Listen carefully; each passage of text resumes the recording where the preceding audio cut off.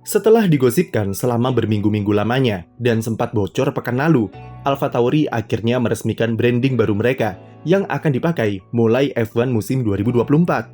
AlphaTauri akan berganti nama menjadi Visa Cash App RB F1 Team dan jadi tim kedua yang berganti nama setelah Sauber. Ternyata nama stake F1 Team Kick Sauber tidak buruk-buruk amat ya. Nama baru skuad Faenza ini rupanya jauh lebih menggelikan dan entah kenapa jadi terkesan kurang kreatif serta agak maksa dengan dua sponsor besar di depannya dan membuat namanya makin panjang. Tambah lucu lagi kalau melihat jika tim akan memakai akronim singkatan VCARB untuk memanggil nama barunya itu karena terlalu panjang dan terlalu ruwet kalau dibaca semuanya. Bahkan di kalangan internal, mereka akan memanggil timnya dengan sebutan V-Carb. Ini berarti sudah untuk kali keempat mereka berganti nama, jika terhitung sejak Minardi, lalu dibeli Red Bull dan berubah menjadi Scuderia Toro Rosso yang ikonik, lalu berganti jadi AlphaTauri, dan kemudian jadi V-Carb. Rasanya seperti downgrade dari nama-nama sesederhana Toro Rosso dan AlphaTauri, kemudian jadi nama yang ribet seperti Visa Cash App RB. Kehadiran dua sponsor dari perusahaan finansial besar di Amerika Serikat, yaitu Visa dan Cash App, memang memiliki dampak yang cukup besar bagi kepentingan komersial tim. Apalagi Visa, yang notabene merupakan alat pembayaran kartu kredit terbesar kedua di dunia, dan nantinya logo mereka juga akan muncul di tim utama Red Bull. Sementara Cash App sendiri sebelumnya memang sudah menjalin kerjasama dengan Red Bull, dan ini ibaratnya seperti ekspansi ke tim satelitnya. Hadirnya Visa dan Cash App sedikit tentu mengingatkan kita akan sponsor Mastercard di tim Lola, yang kita tahu sejarah mereka seperti apa dengan kisah-kisah ajaib dan kontroversial di masa lalu. Nama AlphaTauri terpaksa diganti karena dianggap tidak menguntungkan secara branding. Padahal, AlphaTauri sendiri sudah cukup oke bagi fans dan memiliki value tersendiri sebagai tim yang berbasis di Italia. Tidak menguntungkan secara branding itu karena AlphaTauri sendiri merupakan perusahaan cabang dari Red Bull yang bergerak di bidang fashion, dan itu adalah salah dari Red Bull sendiri yang tidak bisa mengembangkannya. Tim memutuskan untuk ganti branding untuk memaksimalkan komersialisasi yang digaungkan oleh F1 selama 3 tahun belakangan, dan tergambarkan dengan nebengnya dua sponsor besar Amerika di nama barunya. Entah kami akan menyebut tim ini nanti dengan sebutan apa, tapi yang jelas, komentator sekelas David Croft sepertinya juga bakal bingung saat balapan nanti. Racing Bulls seharusnya jadi panggilan yang pas, karena meskipun mereka memakai akronim RB di nama resminya, tetapi secara badan hukum, tim ini memiliki nama resmi Racing Bulls, dan itulah yang terdaftar secara resmi. Apa susahnya sih balik jadi Toro Rosso lagi? Peter Bayer beberapa bulan yang lalu mengatakan kalau mereka akan memakai nama dengan unsur klasik, tapi ternyata malah seperti ini. Tidak heran kalau VCARB atau V-Carb ini disebut-sebut merupakan nama tim F1 terburuk sepanjang sejarah.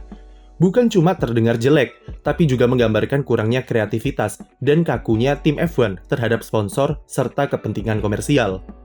Nama itu tidak menggambarkan spirit dari tim F1 itu seperti apa. Padahal, nama tim adalah hal pertama yang bakal dikenal oleh fans, dan mereka bisa tahu pertama kali soal seperti apa tim tersebut ya dari nama. Jika dari nama saja sudah terdengar atau terlihat buruk, itu seperti sudah memutus hubungan antara tim dengan fans. Apalagi sejak bernama Minardi sampai AlphaTauri, mereka memiliki identitas yang khas sebagai salah satu dari dua tim yang berbasis di Italia, dengan ambisinya untuk jadi pendobrak papan tengah di F1. Sekarang dengan nama baru, VCARB, identitas itu sudah hilang dan tidak berbekas dengan rencana mereka untuk memindahkan 70% operasional tim ke Inggris. Kesannya seperti tidak sesuai dengan branding Red Bull yang terkenal dengan strategi marketingnya yang inovatif, kreatif, dan agresif. Jika sosok Dietrich Mateschitz masih ada, mungkin hal-hal seperti ini tidak akan dibiarkan, dan dia akan turun langsung untuk membantu menyelesaikan masalah di tim satelitnya itu.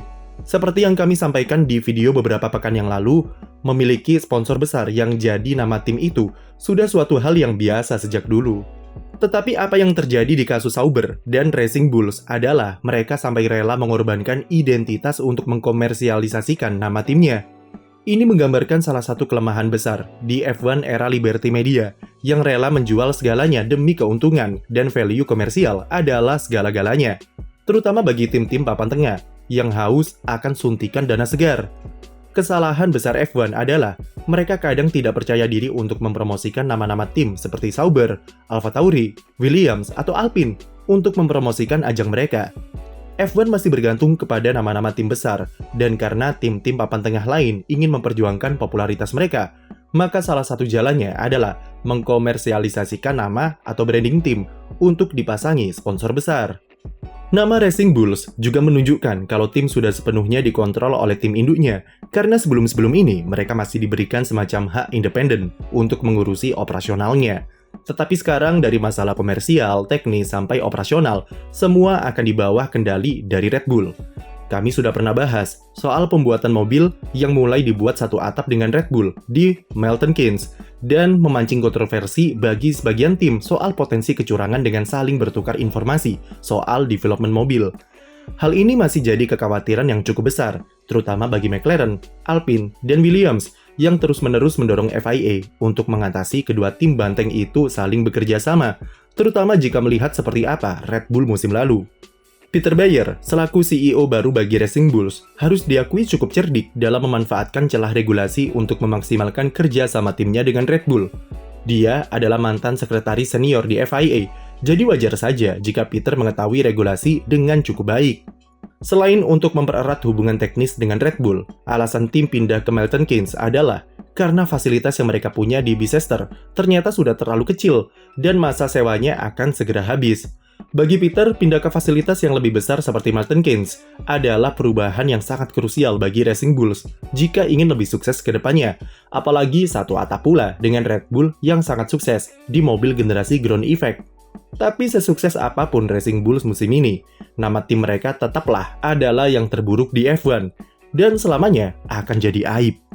Sekian video dari kami, jangan lupa beri like dan subscribe untuk konten F1 lainnya.